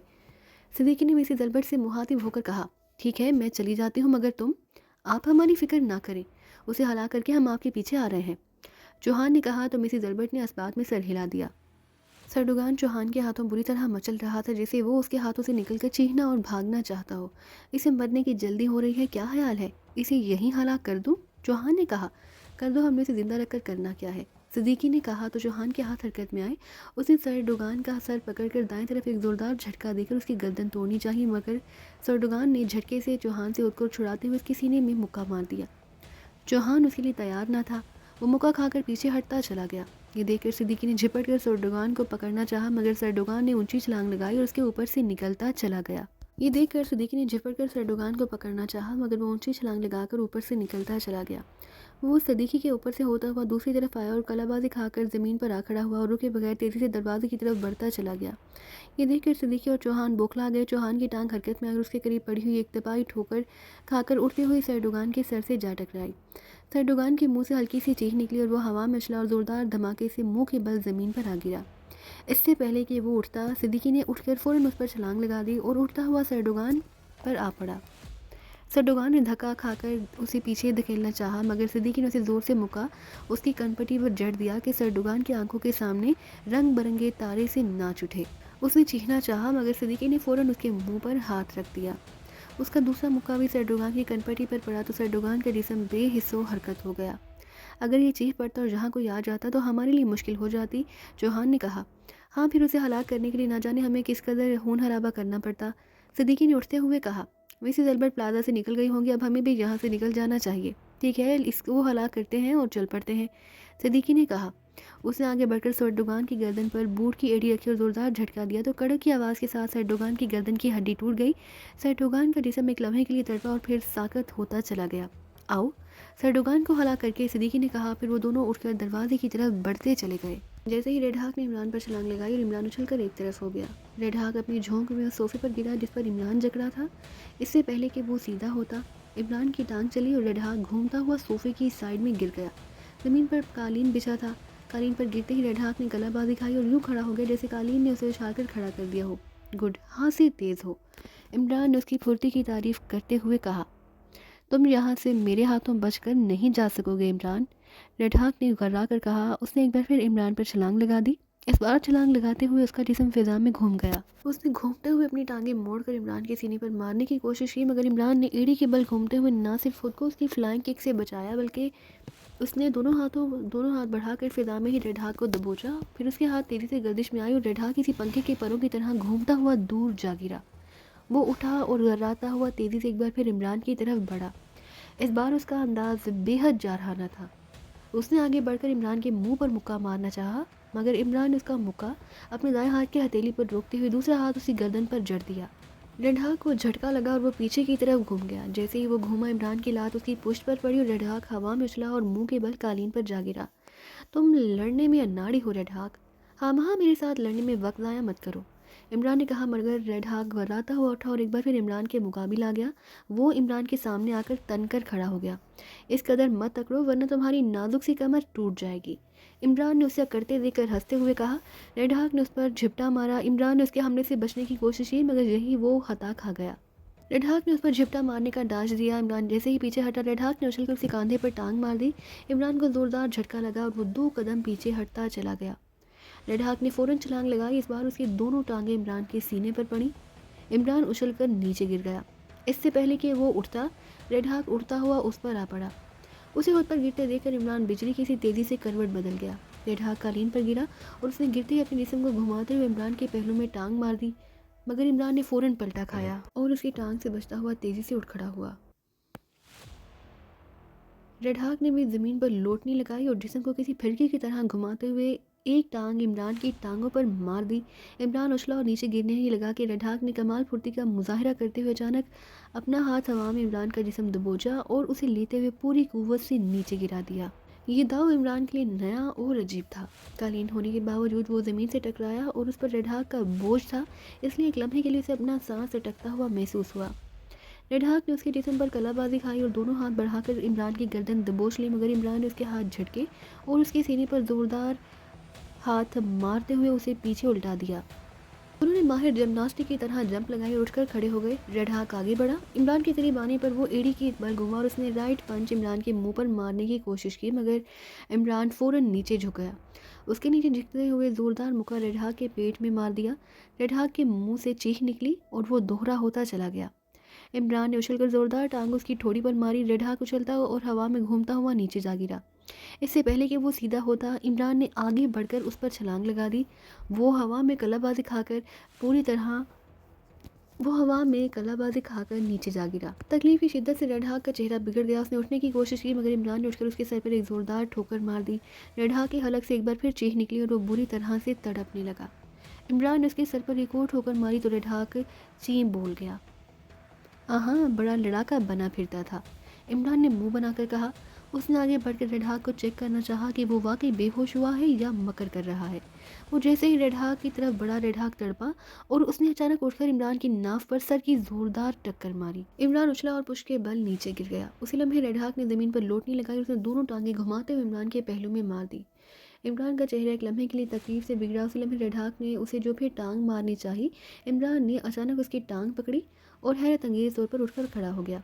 रेड हाक की टांग उसके हाथ में थी। इमरान ने टांग मारकर उसकी टांग तोड़नी चाहिए, मगर रेड हाक ने ज़मीन पर घूमकर दूसरी टांग इमरान के उस हाथ पर मार दी जिसमें उसकी टांग थी।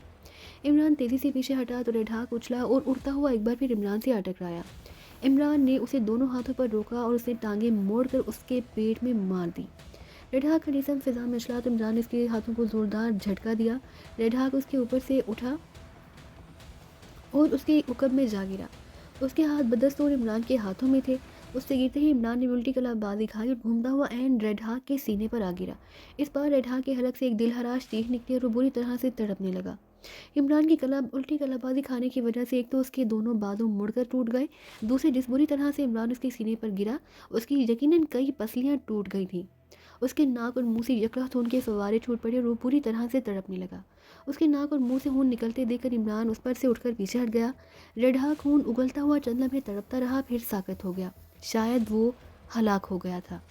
रेड हाक को हलाक करके इमरान ने फ़ौरन कमरे को चेक करना शुरू कर दिया, मगर उसे कमरे में कोई डिवाइस, कोई कैमरा दिखाई ना दिया जिससे उसकी आवाज़ बाहर सुनी जा सकती हो या उन्हें कहीं देखा जा सकता हो। रेड हाक को शायद अपनी ताकत पर बेहद भरोसा था, इसलिए वो अकेला ही इमरान के सामने आ गया। हर तरफ से मुतमईन होकर इमरान ने कुछ सोचकर कोट की खुफिया जेब से एक मेकअप बॉक्स निकाला और उसे खोलकर उसमें मौजूद केमिकल और दूसरी चीज़ें निकालकर अपने चेहरे पर लगाने लगा। इमरान की रेस्ट वॉच में ही ऐसा सिस्टम था जो किसी भी राड वाली कुर्सियों के सिस्टम को नाकारा कर सकता था। इमरान और उसके साथियों को चूँकि अमूमन राड वाली कुर्सियों पर ही जकड़ा जाता था, इसलिए इमरान ने प्राइम मिनिस्टर हाउस में आते ही रेस्ट वॉच का एंटी सिस्टम मान कर देता, जो हर किस्म की सिस्टम को चंद लम्हों की सर्च के बाद खुद बहुत ख़त्म कर देता था। चंद ही लम्हों में वो रेड हाक बना नजर आ रहा था। रेड हाक का मेकअप करके इमरान ने रेड हाक के चेहरे पर फर्स्ट सेक्रेटरी का मेकअप किया। फिर उसने अपने कपड़े उतार कर रेड हाक को पहना दिए और खुद उसके लिए पहन लिए। रेड हाक के कपड़े खून आलूद थे। इमरान ने ब्रीफ केस से एक स्प्रे निकाल कर कपड़ों पर लगे खून के धब्बों पर स्प्रे किया तो खून के धब्बे हाक बनकर झड़ गए। इमरान ने रेड हाक को उठाकर एक सोफे पर डाल दिया। इमरान ने उसे चेक किया। उसकी सांसें चल रही थी, लेकिन चूंकि उसकी कई पसलियाँ टूट चुकी थी इसलिए वो बेहोश था, और इमरान जानता था कि ऐसी सूरत में रेड हाक को फ़ौरन होश नहीं आ सकता। रेड हाक को सोफे पर डालकर इमरान इत्मीनान भरे अंदाज में दरवाजे की तरफ बढ़ा और उसने दरवाजे की साइड में लगे हुए एक बटन को प्रेस कर दिया। ये बटन कारबेल के बटन जैसा था। इमरान ने जैसे ही बटन प्रेस किया, कमरे का दरवाज़ा खुलता चला गया। दरवाज़ा खुला तो बाहर मिलिट्री सेक्रेटरी और कई मुसल्लह अफराद खड़े नजर आए। रेड हाक को देखकर वो चौंक पड़े। क्या हुआ सर? मिलिट्री सेक्रेटरी ने इमरान से कहा। उसकी नज़र कमरे की अबतर हालत और सोफे पर पड़े हुए फर्स्ट सेक्रेटरी मिस्टर रॉबिन्सन पर पड़ी तो उसकी आंखें फैल गई। मेरा अंदाज़ा सही था, ये सर रॉबिन्सन नहीं, ये पाकिस्तान सीक्रेट सर्विस का नुमाइंदा इमरान ही है। इमरान ने रेडहाक के लहजे में कहा। वो क्या ये जिंदा है? मिलिट्री सेक्रेटरी ने हैरत भरे लहजे में कहा। फ़िलहाल जिंदा है, लेकिन अगर उसे बर वक्त तबई इमदाद ना मिली तो ये हलाक हो जाएगा। इमरान ने कहा। और क्या इसे ज़िंदा रखना ज़रूरी है? इसका फ़ैसला प्राइम मिनिस्टर साहब करेंगे, उन्हें यहीं बुला लो। इमरान ने कहा। ओ हाँ, मैं उन्हें बुला लाता हूँ, मिलिट्री सेक्रेटरी ने कहा और मुड़कर तेज़ी से एक तरफ दौड़ता चला गया।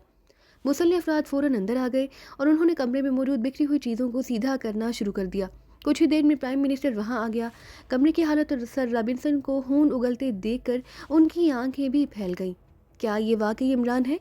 प्राइम मिनिस्टर ने इमरान से पूछा, जो रेडहाक बना हुआ था। पता नहीं, आप खुद इससे पूछ लें, इमरान ने कहा। तो उसकी बात सुनकर प्राइम मिनिस्टर बुरी तरह से चौंक पड़े। उससे पूछ लूँ? क्या मतलब? ये आप क्या कह रहे हैं doctor John Albert? Prime minister ने हैरत ज़दा लहजे में कहा। इमरान ने आगे बढ़कर अचानक प्राइम मिनिस्टर का हाथ पकड़ा और उसे तेज़ी से घुमाकर दूसरा हाथ उसकी गर्दन में डालते हुए उसे अपने सीने से लगा लिया। प्राइम मिनिस्टर को इस तरह रेडहाक के कब्जे में देखकर मिलिट्री सेक्रेटरी और फौजी चौंक पड़े। ये सब अचानक और इस कदर तेज़ी से हुआ कि वहाँ किसी को कुछ सोचने का मौका ही ना मिला। ये आप क्या कर रहे हैं डॉक्टर? मिलिट्री सेक्रेटरी ने जैसे होश में आकर बुरी तरह से चीखते हुए कहा। मैं डॉक्टर अल्बर्ट उर्फ रेडहाक नहीं हूँ अहमक। फर्स्ट सेक्रेटरी की शक्ल में रेडहाक तुम्हारे सामने पड़ा है। इसे फ़ौरन अस्पताल में ले जाओ, वरना ये सचमुच मारा जाएगा, इमरान ने घबराते हुए कहा। ओ मगर तुम कौन हो?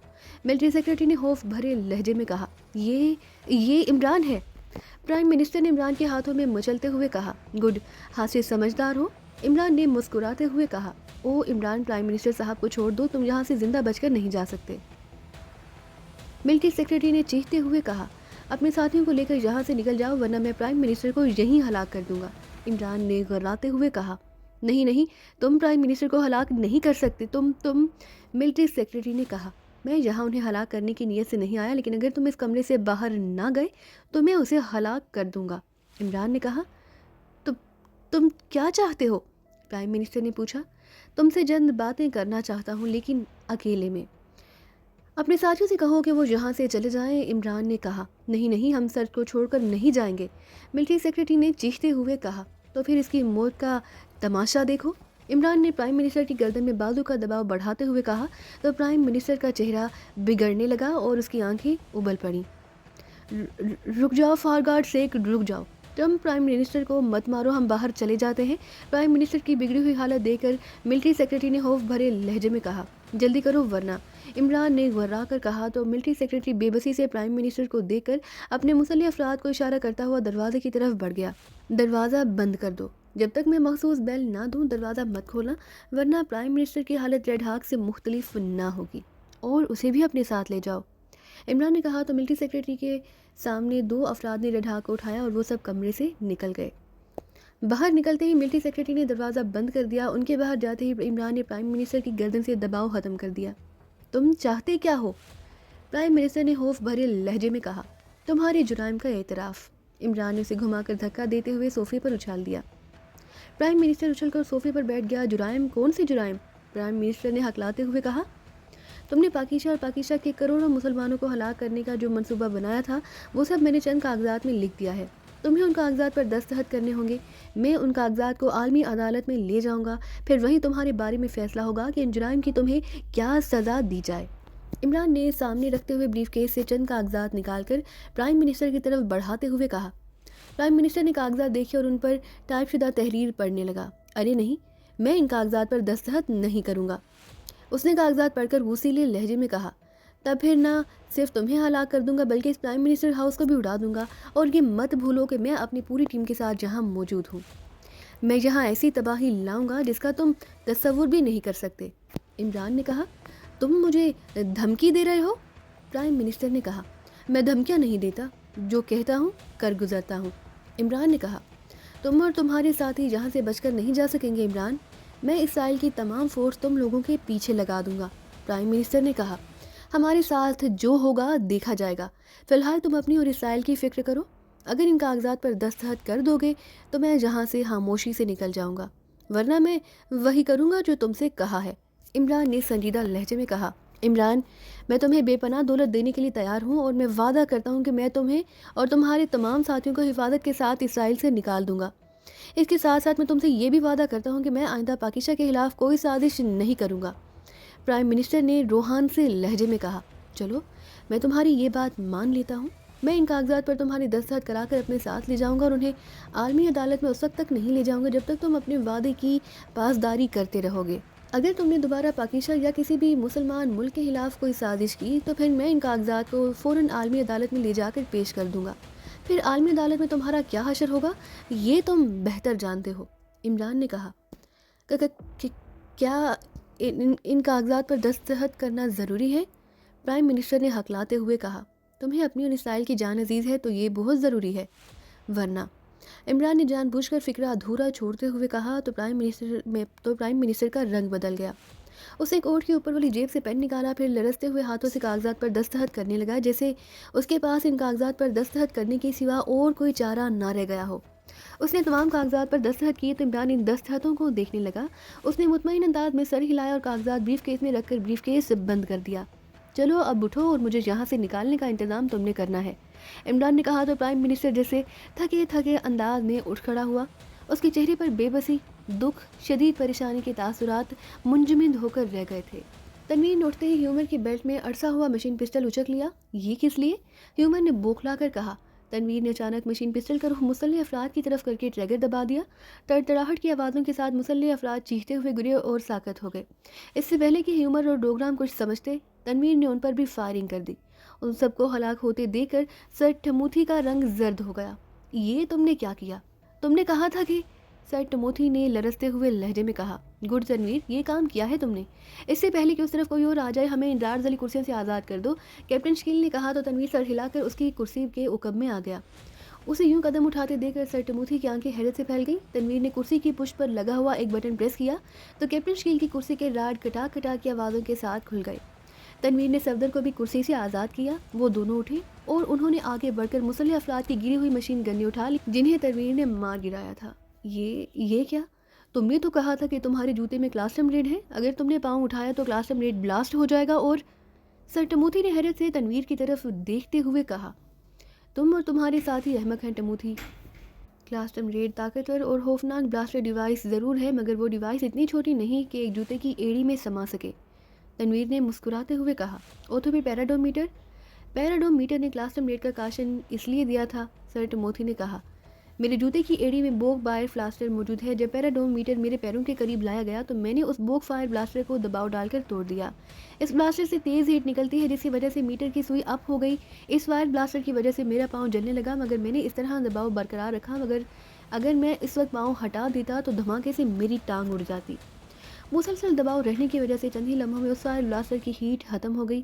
اس بوک بائر فائر بلاسٹر کو میں نے اپنے جوتے کی ایڑی میں اس لیے چھپا رکھا تھا تاکہ اسے نکال کر میں کسی بند کمرے کا دروازہ اڑا سکوں، مگر میں بلاسٹر چونکہ ایڑی کے اندر ہی ٹوٹ گیا، اس لیے اس میں سے صرف ہیٹ نکلی جس سے میرا پیر اور بوٹ کی ایڑی جلنے کے سوا اور کچھ نہیں ہوا، تنویر نے کہا۔ انہوں نے دیکھا واقعی اس کے ایک بوٹ کی ایڑی جلی ہوئی تھی۔ تو تم نے ہمیں ڈاج دیا تھا، سر ٹموتھی نے ہونٹ چباتے ہوئے کہا۔ تم جیسوں کو راہ راست پر لانے کے لیے ہمیں ایسے ہی کام کرنے پڑتے ہیں، تنویر نے کہا، اور ساتھ ہی اس نے مشین پسٹل کا رخ اس کی طرف کر کے ٹریگر دبا دیا۔ تڑتڑاہٹ کی آواز کے ساتھ سر ٹموتھی کے سینے میں بے شمار سوراخ ہوئے اور وہ اچھل کر پشت کے بل نیچے جا گرا اور تڑپ تڑپ کر ہلاک ہو گیا۔ تم نے اسے فوراً کیوں ہلاک کر دیا؟ اس کے ذریعے ہم یہاں سے نکل جاتے، صفدر نے کہا۔ میں نے اپنا مشن مکمل کیا اور ہمیں یہاں سے نکلنے کی کیا ضرورت ہے؟ یہ ایٹمی آبدوز ہے، اس ٹیکریوں کو ہلاک کر کے ہم اس آبدوز پر قبضہ کریں گے، پھر یہی آبدوز ہمیں اور ہمارے ساتھیوں کو یہاں سے نکلنے میں مدد دے گی، تنویر نے کہا تو ان دونوں نے مسکراتے ہوئے سر ہلا دیے۔ تو پھر آؤ کریوں کا خاتمہ کر دیں، صفدر نے مسکرا کر کہا اور وہ سر ہلاتے ہوئے کمرے سے نکل گئے۔ عمران اور اس کے ساتھی اپنے مشن میں مکمل کر چکے تھے۔ ان سب نے عمران سے ٹرانسمیٹر پر رابطے کیے، پھر وہ سب سمندر میں موجود ایک چھوٹے سے ٹاپو پر آ گئے۔ صفدر نے عمران کو ایٹمی آبدوز پر قبضہ کرنے کی اطلاع دے دی تھی، اس لیے عمران نے اس آبدوز سے وہاں سے نکلنے کا پروگرام بنایا تھا۔ सब टापू पर पहुंच गए तो वो सब इमरान को अपने अपने मिशन की तफसीलात बताने लगे। देखिए और चौहान तो फ़ौरन उस टापू पर पहुंच गए, अलबत्ता दूसरे अफराद को वहां तक पहुंचने में दिक्कत हुई। जूलिया और उसकी साथी क्रास्टी और सालिया समुद्री रास्ते से मिनी आबदोज पर जहां आ गए। उनके ताक़ुब में कई आबदोज़ें आईं, मगर वो बाहिफाजत तेज़ रफ्तार आबदोज़ में उनकी जद से बच निकली। सिद्दीकी और हाबर हेलीकॉप्टर के जरिए वहां से निकले तो उनका भी ताक़ुब किया गया, मगर सरगोस्टर की धमकी देकर उन्होंने ताक़ुब करने वालों से अपना पीछा छुड़ा लिया। फिर उन्होंने सरगोस्टर को हलाक करके समुद्र में फेंक दिया। उन्होंने टापू के पास आकर खुले समुद्र में छलांगी लगा दी और हेलीकॉप्टर टापू पर गिरकर तबाह हो गया। इमरान प्राइम मिनिस्टर को यरगमाल बनाकर प्राइम मिनिस्टर हाउस से निकल आया। उसने एक कार में प्राइम मिनिस्टर को अपने साथ बिठाया, उसे लेकर एक ऐसे इलाके में आ गया जो अमूमन सुनसान रहता था। इमरान ने कॉल करके खालिद बिन यूसुफ को वहाँ बुला लिया। खालिद बिन यूसुफ कार लेकर वहाँ खुद पहुँच गया। इमरान ने प्राइम मिनिस्टर को बेहोश करके वहीं छोड़ा और खुद खालिद बिन यूसुफ के साथ निकल गया।